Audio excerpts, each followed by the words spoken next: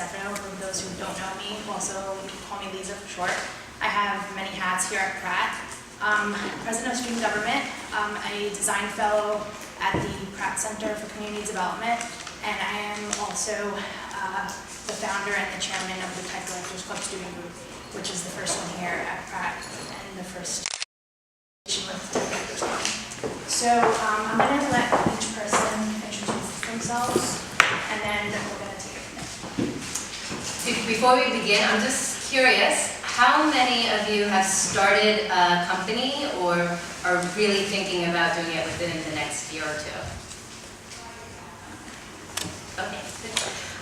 So my name is Naomi Hersson-Ringskog. I'm the executive director of a public art organization called No Longer Empty. And I do have slides. Oh, right. And then, I'm Nicole Antoinette. I'm the co-owner and business operations manager of Shadowbox. It's a web design firm. And I'm Michael DeFonso. My company is Adhere Producing and Management. I work mostly in the performing arts. And I'm producing a symposium at Columbia on Friday about the L3C in the low profit limited liability company. So that's what I'll be speaking about, is the low profit limited liability company. I'm Jennifer. I work at Etsy. I work on the values and impact team there, and I'm also the assistant to the CEO, Chad Dickerson. So I'm going to start with Naomi for nonprofit to present. So my presentation today, I'm going to show you a few slides of what we do, just so that you get the context, and then I'm going to talk about, for No Longer Empty, why we decided to become a 501c3, and what that entails for those considering going down that route. So No Longer Empty was formed in 2009. We take empty storefronts, empty buildings in different communities across New York City and turn them into professionally curated art exhibits featuring both established and emerging international and local artists. This one was done in the Lower East Side. Here you can see that we've done 13 exhibitions. Our next one will be in Long Island City, so we're really across all boroughs, and soon we'll also be going to Staten Island. We have, like I said, 13 exhibitions, about 170 artists. We put programming on, I think that's about close to 200, as well as children's programming, and we've reached about 250,000 people. So here you can see something that's empty, that's not used for the public use, and turned into something that looks like this, that talks about the neighborhood, what the history of the area. Here's another example. This is Tower Records, turned into something like this. This used to be an old man, one of the rooms in an old mansion up in the Bronx, turned into this, or this. And here you can see examples of some of the programming that we do, which varies from panel discussions, to children's, to food, to dance. And gathering momentum from people afar, as well as from the local neighborhood. And so here I'll begin sort of talking about 501c3. So the first thing, just so that everybody's on the same page, a not-for-profit doesn't have stakeholders like a for-profit. Non-for-profits don't earn a profit, but if they earn money, it goes back into the organization to further its mission. No Longer Empty started actually off as a one-off project. We got the opportunity to fill an empty storefront, and after that first exhibition, it just got its own momentum, and it was sort of the right time and place to do this, because it was the right beginning of the financial crisis. And we waited 2 years before we actually filed for 501c3 status. Why we did that was that so we could organize ourselves, as well as build a track record and really finesse our mission. Why were we doing what we were doing? What need were we filling? And that is something that, if you're considering starting an organization, you really have to be clear on your mission and be able to articulate it well. And the 501c3 process is quite arduous because you get the special privilege of not having to pay taxes, and people can give you tax donations. The IRS is very sort of stringent on, are you compliant? Do you have a board of directors? Do you have a financial accounting system in place? And these are 3 of a few different things that you really have to defend when you're thinking about applying. The form that you're going to be using is called the 1023, and a lot of people have tried doing it themselves, and it does succeed, but a majority actually either have a lawyer, a pro bono lawyer, do it for them, or there are supportive organizations such as Volunteer Lawyers for the Arts that you pay, I think it's $350, and they actually help you do it. So it's not completely free like a pro bono lawyer, but it's almost free, and you're informed. The lawyer, which we took that route, the pro bono lawyer, they do the work, they don't necessarily inform you on everything. Another thing is that what we started off with for the first 2 years is Fracture Atlas. Fracture Atlas is a fiscal sponsor. There are other organizations like New York Foundation for the Arts that allow you to be a member and accept tax-deductible donations through them. You get competitive rates with insurance, and you also get other insistences. So that is a recommended route for those that are not completely sure about starting a non-for-profit and really formalizing themselves and still getting the benefits of that. They do take a percentage of whatever you collect, but it's a convenience charge, I guess you could think of it as such. There are also, I think what's really exciting, and we talked about this in the green room, are Kickstarter, Indiegogo, and all these other organizations or entities that are funded, and you have a direct relationship with multiple users to really support your mission as well as deliver a project. So those are also things that's when you're thinking about launching your 501c3, you can use that to test, to keep you afloat on the first couple of projects. So once you are determined that you want to open a 501c3, there are 2 things that I think are very important to take into consideration. One is you have to really think about your organization as a business model. Where are you going to get your money? And you're probably going to hear that through all of these in one way or another. But are you thinking that you're going to get more people giving you individual donations, or is it going to be foundations, or is it going to be corporate sponsorship? And all of those are very different how you actually get their money. Major foundations that give $250,000, you have to be a 501c3, and you have to have a certain operating budget as well. So even though you do have a 501c3, you're not necessarily eligible for that. And you really have to cultivate all those relationships, whether it be corporate sponsorship or whether it be foundations or individuals. So one of the best things that you can practice right now is like, what are your interpersonal skills? Like, how good are you talking to people and articulating your mission and actually asking, for what specifically you need and what. Another point to consider is compliance. Once you start a 501c3, you're going to have to show your records, show your board meetings, notes, and these are deadlines. And if you do not comply with that, you will lose your 501c3 status. And right now the IRS is, especially in New York City, they're very active, and so they have recently disbanded a number of 501c3s that weren't compliant. And I want to give 2 websites that will really help you in building a 501c3. One is Foundation Center, which is on 15th and 5th Avenue. It's a very unique resource where you can learn about different foundations and funding opportunities and compliance. And the other one is GuideStar, which is an online service where you can read about other organizations and foundations, how much they earn, who are their donors, and so forth. Hi everyone. So I'm from Etsy. In case you guys don't, does anyone not know what Etsy is? Do you know? Okay. If you haven't seen Etsy in a while or at all, this is a screenshot of our landing page. We're an online marketplace for handmade goods and vintage items.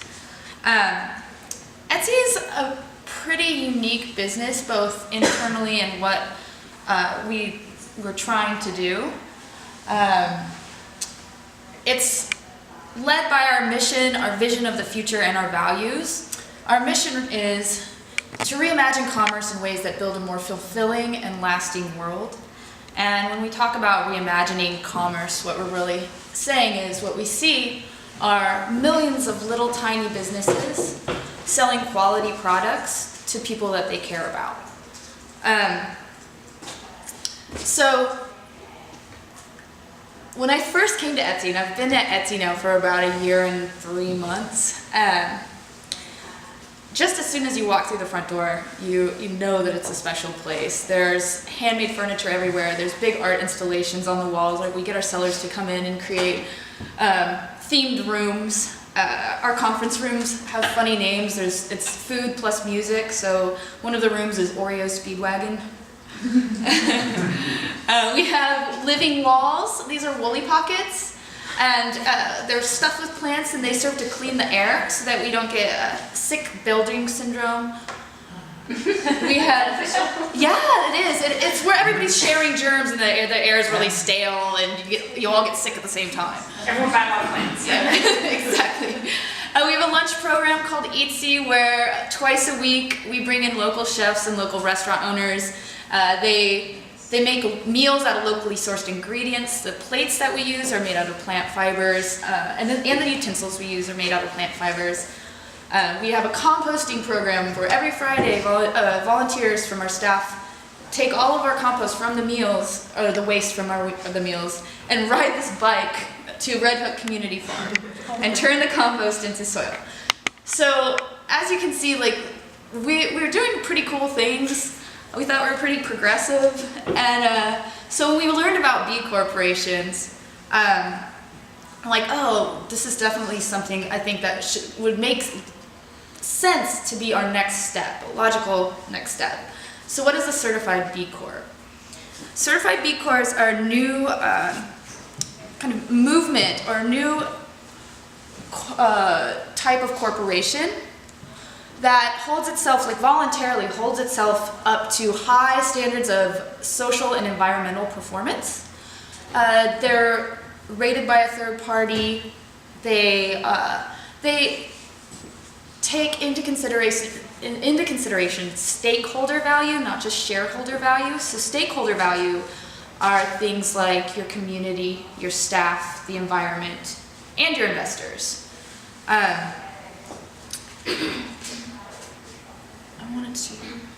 I wanted to touch a little bit about benefit corporations, because there's some confusion between a certified B Corp and a benefit corp. Essentially, they're very, very similar.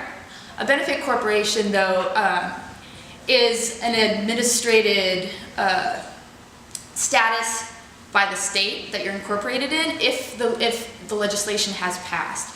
And so right now, this says 11 states, but actually in 12 states the legislation has passed so far, where you can opt as a business to become a legal benefit corporation.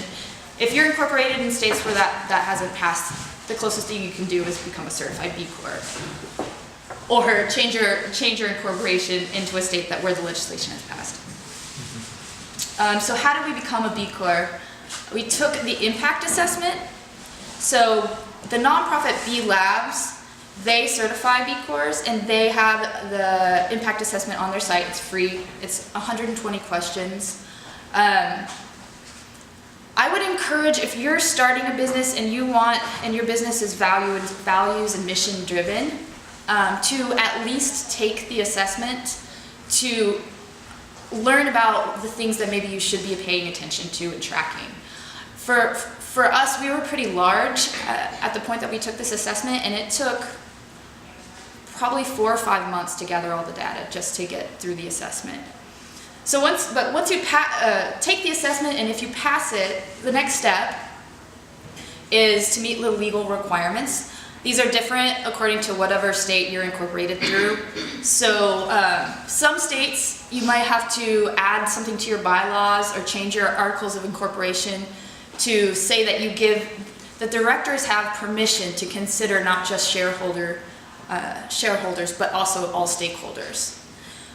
And then once your legal requirements are met, you make it official. And by making it official, you sign a term sheet which promises that you're going to uphold these standards of social, environmental performance for 2 years, at which point you can be reassessed. You also sign a thing called the Declaration of Interdependence, and after those things are signed, your assessment gets turned into a report, which actually goes online and everyone can see it. So, this was Etsy's impact report. The minimum score you can get to become certified is 80, and that's what we got. So, we thought we were really progressive. We have this great mission, and we were like doing a lot of things we thought to be environmentally conscious, but there's some big things that we were missing. And when we took this, we were like, wow, that's really valuable. This can show us where we need to improve, what we need to work on. And we realized that what better way to kind of improve the health and happiness of our business, but to get everyone involved in it. So we organized a B Corp hack day. And a hack day gives people permission to step away from whatever their daily workload is and work on something that they want to work on, to create whatever project they want to create. So for this day, they got to create anything that they thought would positively impact us or our community or the staff. And it was a busy time. I didn't really know that a lot of people would take part in the hack day. So I reserved about an hour of time at the end of the day for people to come up and make these presentations of their projects. And the presentations were limited to about 2 minutes, but everyone participated, and what was supposed to be 1 hour turned into well over 2 hours. There are over 22 presentations with some great ideas. The presentations and projects, we actually combined them into 5 huge company initiatives. And some of those initiatives are like our volunteer program with paid volunteer time off. We have an Etsy school where people come in and teach whatever their passion is or whatever their special skill is to our staff. We started an internship to start hiring and bringing in people with intellectual disabilities. So from all of this work, what we realized is that we needed people to keep the momentum going and to make sure that we are always working on bettering ourselves. And so we created this Etsy Values and Impact team. And I just wanted to show you the 2 golden rules that we published to the company. The Etsy Values and Impact team actually works like with every area, every department of the company on every level, making sure that we are considering our stakeholders, that we are doing the most honest thing that we can, making the best choices that we can. So one of the golden rules is keep Etsy weird or keep it real always. And I brought some stickers, I left them in the room, but I'll get them. Stickers and buttons that say that. And that really just means to us, like, remember where we came from, remember what our original mission was, stay true to ourselves, be honest. And then the second golden rule is consider all 4 stakeholders, investors, employees, community, and planet. And that's with every decision because we're a growing startup. When I started, there was 150 employees. Now there's over 400 globally.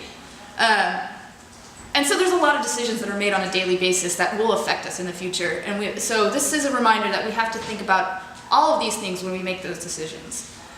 I wanted to end with reading the Declaration of Interdependence because when we became a B Corp, it was a very emotional time for all of us. Our company was growing really rapidly, and we were worried that with that growth that we would lose the spirit in which Etsy was created. And the CEO got up and read this out loud to everybody, and it perfectly states how we see the future and what we see. in business potential. So I'm just gonna read it, bear with me. We envision a new sector of the economy which harnesses the power of private enterprise to create public benefit. This sector is comprised of a new type of corporation, the B Corporation, which is purpose-driven and creates benefits for all stakeholders, not just shareholders. As members of this emerging sector and as entrepreneurs and investors in B corporations, we hold these truths to be self-evident, that we must be the change we seek in the world, that all business ought to be conducted as if people and place mattered, that through their products, practices, and profits, business should aspire to do no harm and benefit all. To do so requires that we act with the understanding that we are each dependent upon another, and thus responsible for each other and future generations. So that's it. If you want to know more about B Corp, this is their website, or ask me questions. Thank you. When you're looking to start a business, you have to have a good business plan. Whether you're a nonprofit, for-profit, B Corp, LLC, like I'm going to talk about, or an S Corp, anything, is to have a good business plan. And I think a lot of people used to start out in the nonprofit world, especially, just like, I have a great idea, without maybe a really solid business plan. And part of what she was discussing is, they now, to get your 501c3 status, you really have to show that you have it together. So I think that's one. You've got to have a really good business plan. And then two, I really think when you're deciding what kind of corporation you want to be, is your mission. You've heard both speakers speak about having a mission. What is it that drives you to do this business? Why do you want to create this business? And in doing that, you have to make profits. You've got to be sustainable, and I think that's the other thing that this whole session being about sustainability. And that, for me, those are two of the key factors. That you have a mission that you believe in, and that you have a business plan that is profitable. Because otherwise you're not going to have a business. Even if you're a nonprofit, you're just not going to have a business. So to me, those two are key. I think from listening to both of you, that's where your passion, when you talk about this whole day is about finding your passion, that's where your passion has to lie, in why you're doing what you're doing, and then how you're going to fund it and make money. They're interdependent on each other. I really think they are. So in terms of finding money, you have various options. Whether you're a nonprofit or B Corp, I'm going to talk about L3Cs, which stands for Low Profit Limited Liability Corporation, or a typical for-profit corporation that exists now, like a C Corp, an S Corp, or an LLC. The L3C is also what is referred to as a hybrid business model, like a B Corp. One of the main differences that you heard her talk about is the difference between the fiduciary responsibility to the finances and the responsibility to the mission. Legally, if you're not a B Corp or a nonprofit, you do not have to uphold the mission. So I can be Ben & Jerry's and I can have a charitable mission, but legally, financially, you're not held to it. But you are in a B Corp and you are in an LLC also. So with an L3C, one of the great things about it that it does is it takes the statutes by the IRS for program-related investments, which we'll also here refer to as PRIs, and embeds them into LLC legislation, limited liability legislation, and so it bypasses the need for what's known as a private letter ruling. So let me just talk for a minute about program-related investments. Because what I'm focusing now on is capital. How do you get that initial capital to start your business? And what this allows you to do is to tap into program-related investments. By law, foundations, charitable foundations, tax-exempt foundations, have to give away 5% of their assets annually. They typically do that now by granting money to a nonprofit. Most foundations will not give money unless the organization is a 501c3. What the L3C allows you to do is to tap into foundation money through program-related investments, because foundations, part of that 5%, can be a program-related investment. So with an L3C, you can tap into money that way, and you can also tap into money in this rising tide of what you hear as social investors or social impact investing, where people believe in the social charitable mission of the organization and are willing to invest in it for a lower profit. They're not going to make a market rate return because, again, the organization is making decisions not solely financial, but also based on the mission. And sometimes with your mission, your choice is not going to be really the best financial choice. So it's really balancing those two worlds. And I think what's great about the LLC or the benefit corporation is it allows you to do that. It's a very difficult world to escape the sort of for-profit, non-profit world, and these hybrid models allow you to do that. So one of the key pins with the LLC, L3C, is being able to tap into the program-related investments. And then one of the other key features is you can have tranche investing. You can have different tiers of investors. Foundations by law can only receive a small return. Your next tier normally would be your social investors, people who believe in the charitable mission of the organization and are willing to invest for a lower return. And then you can also have market rate investors. One of the other key things, I think, and that ties into, again, this session is on sustainability, is if I'm a foundation and I give you $100,000, I will never see that money again. It's gone. I gave it to you as a grant. Whereas if I invested in your business as a program-related investment, I, as the foundation, have the opportunity to make back part of my capital, all of my capital, or even make a profit, creating a much more sustainable financial world, something John Tyler refers to as the virtuous cycle. So that as a foundation, instead of me giving you $100,000 I'll never see again, I can invest $100,000 in you, and even if I want to get $50,000 back, that's $50,000 I have that I can maybe invest $25,000 in her nonprofit and maybe take $25,000 and invest in her business. It allows the money to cycle more. It creates this pool of money. By law, you don't have to reinvest it, but because an L3C is based on LLC statutes, when you create the organization, you can basically create whatever you want. So one of your things could be is that a percentage of the company's profits go back into charitable missions, or even that you give to other charities. So again, it's this idea of a virtuous cycle and creating something that's more sustainable in that respect. The L3C has not been passed in New York State, but like any corporation, you can incorporate in any other state and then do business anywhere else. You just have to file papers in the other state you're going to do business in as a foreign corporation, is what they call it, but it's not foreign in the sense from another country. The only thing to note is that Vermont, should you incorporate an L3C in Vermont and decide you want to move it to New York once New York passes it, Vermont has no exit tax. And you should sort of know about that. Most states, if you move the incorporation from one state to another, will charge you a tax for moving it out of that state. What else can I tell you? It's new. It just started in 2008 in Vermont. I've gotten very involved in this business model for the arts, and like I said, Friday the 16th, I'm producing a symposium at Columbia on this. That the response has been overwhelming, so it's going to be live streamed. If you're interested in the L3C more, you can go to the site l3candthearts.com. l3candthearts.com.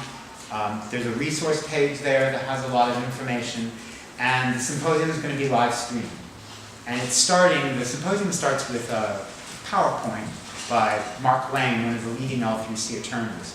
So if you watch anything, at least watch the beginning, the PowerPoint, and it'll be posted on the website. But it'll give you a lot more information about the L3C structure and the statutes and how it's organized. And having that is an option. But again, I really think it's having a mission. Why are you creating this business? What are you providing the world?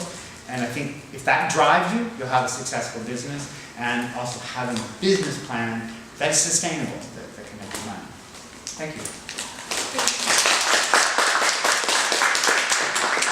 Now we're going to have Nicole from Canadabox, who is an escort. Yeah. Do you guys remember when you were little and you, in like kids magazines or whatever, there would be those pictures of like which one of these things is not like the other, and you circle it? That's me in this panel. Obviously, as you guys just heard, I think one of the things that ties each of these three, different kinds of business structures that you guys just heard about together is, that in the actual structure of the business, there is, like I said, legal implications. You're legally obligated to do certain things as far as, meet certain standards, whether it's shareholder, stakeholder, certain community involvement, certain charitable, all those things. As an S Corp, that's not true. We can essentially do what we want with our money. So I'm just gonna kind of talk a little bit about my experience with my company, and then talk about social good in a little bit more of a conceptual way, kind of what that means to me, because we're not meeting these specific benchmarks. We're not required to do that. So Shadowbox, it's a web design firm.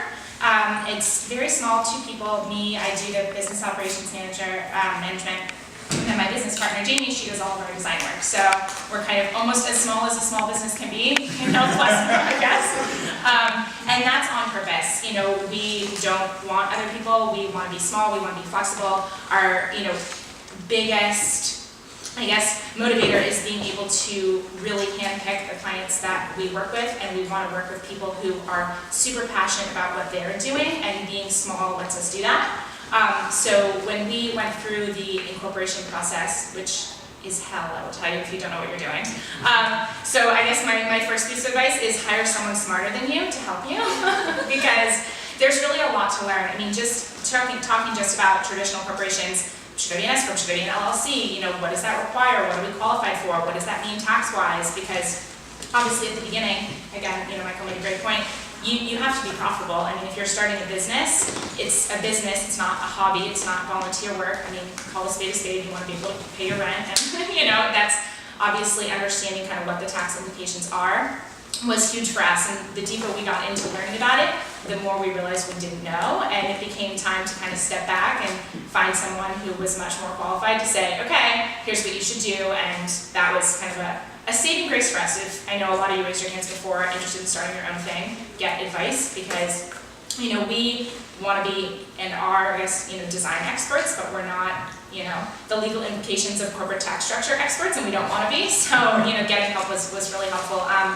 And after we kind of got all of our ducks in a row and incorporated, because we don't have to meet these other requirements, for us it was really more about what does social good mean to us and what type of business do we want to have. I think that there's kind of a general perception that if you're not specifically a not-for-profit, or you're not meeting these goals, that you're this crazy, money-hungry, big corporation, that no one really addresses what happens if you're a solo entrepreneur or a 2-person company that you can't give millions of dollars to a charitable, thing. You don't do paid volunteer time, all these things that are so great. And then the question for us was, can 2 people make a difference? And kind of what does that look like, and how you run your business? Is there a way to kind of contribute to what you think social good is without having an official, platform that you have to live up to? And, for me, I really focus on kind of 4 main things with our company, just in terms of defining, social good. The first, is conservation of resources. And to us that means, staying small, working from home, being 100% digital. And so I think that there is a middle ground, I guess. You can be a traditional, corporation, but still have a more social mindset, I guess I would say. And that's been our experience. So now we're going to have Q&A. I'd like to have you guys keep it to a general questions, and then afterwards, if you have a more very specific question, you can talk to the panelists afterwards. So anyone have any questions? Yes?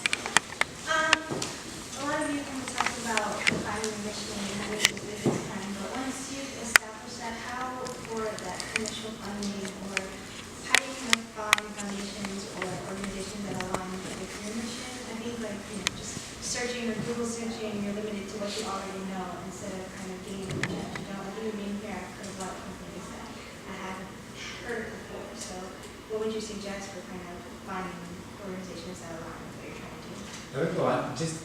You have to say, go and read a lot of missions.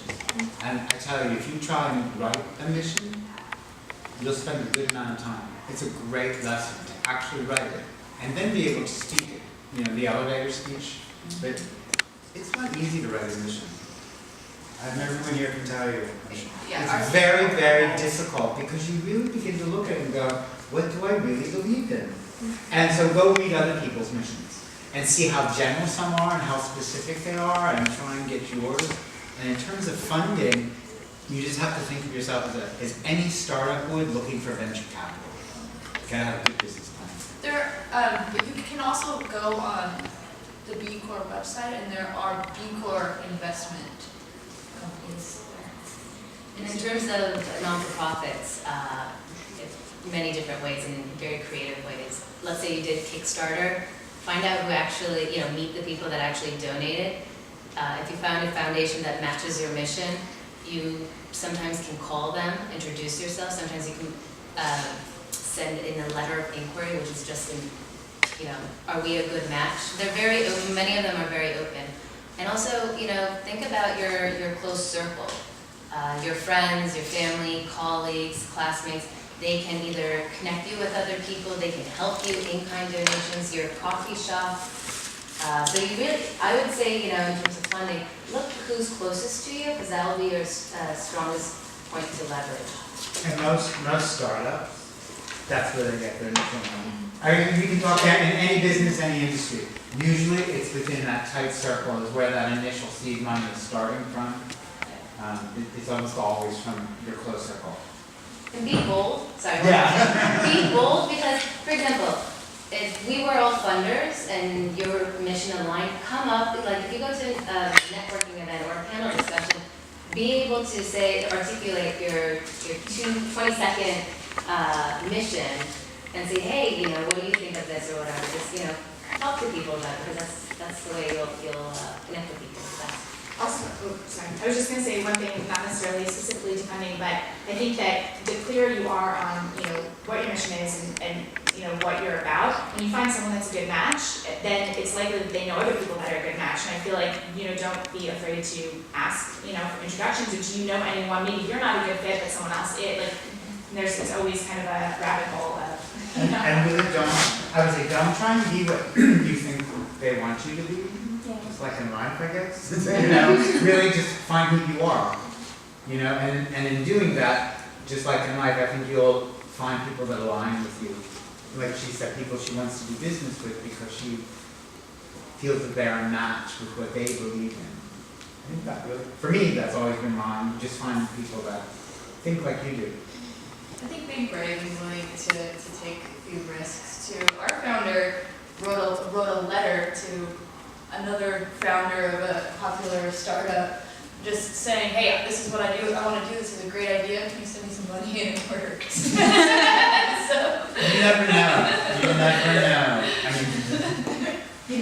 I was doing something interesting. Like before this, my whole L3C thing started about a year and a half ago, and then I sort of thought, I'll do this symposium, and it blew up big. And someone said it to me. It was either one of you or somebody said, you believed in something. And you did it, and I have to admit, yeah, I did, and it's true. If you believe in it, I just think it all lines up for you. You gotta work hard. Good question. I have a question.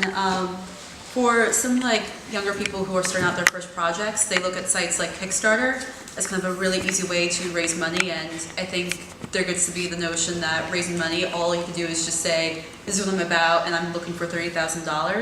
What do you say to people like that who think that raising money for whatever project or business idea you have is as simple as just posting something out there and hoping someone is interested?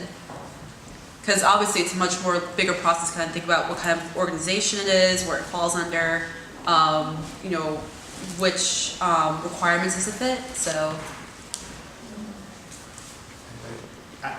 My big thing about social media is that it's called social media, which means you have to be social. And to me, it's like being at a cocktail party, and when you just post stuff and expect it to come, it's like that person at a cocktail party who's going around and just talking about their business, and they're not making relationships. Right. And I think that's really what it is. It's like you can post it up there, but are you making a relationship with somebody? It's from a relationship that I think those things come. And with Kickstarter, there are things that you give back for that money that's donated. And that's assuming that you're gonna be successful. So you can't really give those things back if you don't have any kind of plan to make that project successful. One thing that I like about Kickstarter projects is this is a project, but I have a long-term vision. So it's not just like, you know, a one-off project, like, okay, I want to, you know, and if this succeeds, then maybe I'll do 3 of those a year or something, so that there's a future to that project. Who's used Kickstarter here to actually, Yeah. and what was your experience? It brought me closer to my fan base. Good. I raised $5,000 out of a budget of $30,000 that I needed, but I set a small goal of $5,000, and it was very successful. But I had to push every day on my social media platforms. I released videos every couple of days to remind people and inspire them as to what I'm actually doing, not just begging them for money. But it's related to a higher purpose, and I had a fantastic experience doing it. And what was it that you raised? I'm a musician, so I raised money for my record, which is now like being signed, and now everyone as part of that Kickstarter gets to like be a part of the experience. I mean, like being signed to a label, and they help bring me there. We were discussing this before now, the SEC rules are changing on securities to allow crowdfunding. So as a musician, you can do, it's changing, I can't really speak specific about it, but I know that you now would have the possibility of making these people investors. And your experience? Yeah, I had a good experience with it as well.